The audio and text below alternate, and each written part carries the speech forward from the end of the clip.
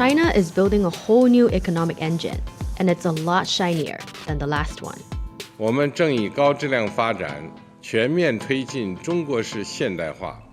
The prolonged slump of China's property market is dragging down consumer confidence and weighing on an economy already suffering from the effects of low productivity in heavy industry and cheap manufacturing.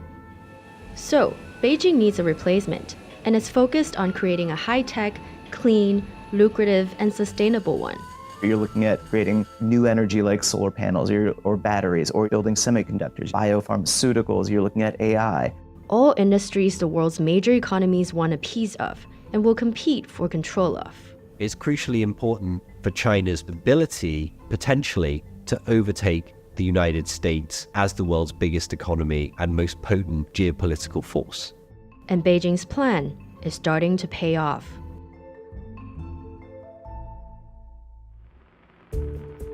Over the past 4 decades, China transformed from one of the poorest countries in the world to its second biggest economy.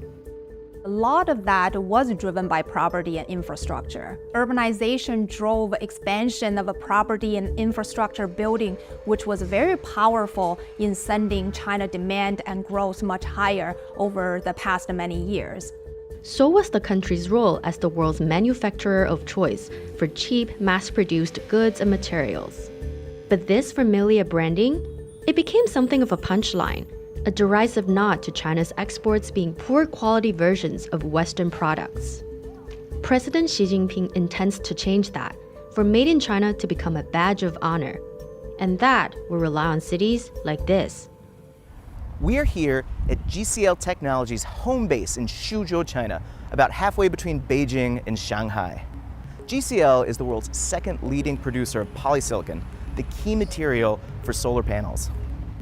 And it hit on a manufacturing breakthrough that helped it become the world's only commercial maker of this stuff, granular silicon, which uses significantly less electricity to produce compared with existing methods. It's cheaper and greener to make cutting-edge solar panels with, exactly the kind of high-tech innovation President Xi Jinping wants.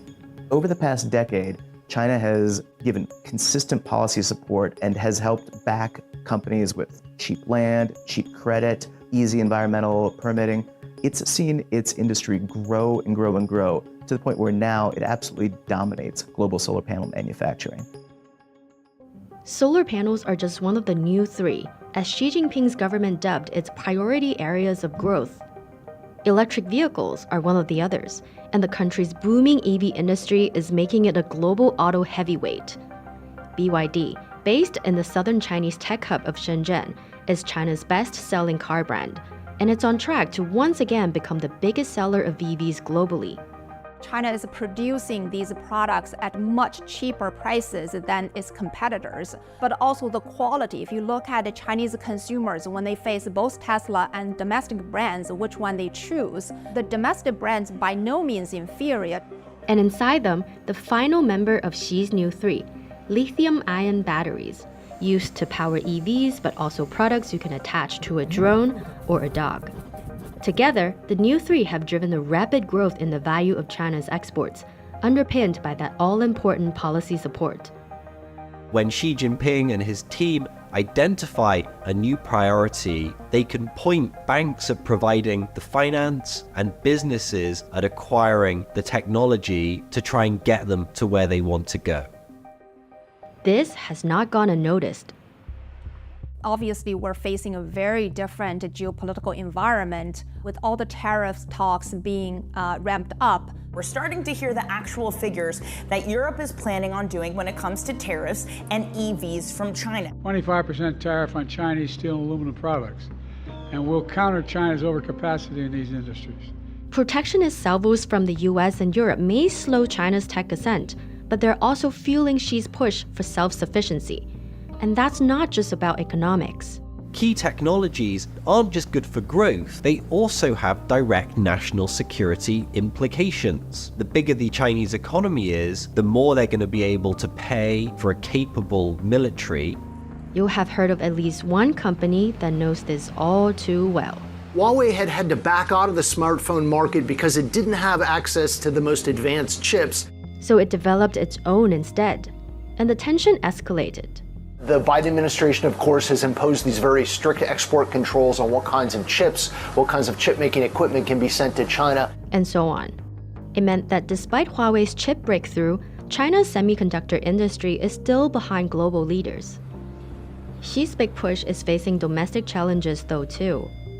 That declining property market we saw earlier has a ripple effect, hitting companies that produce steel and cement, as well as ordinary people.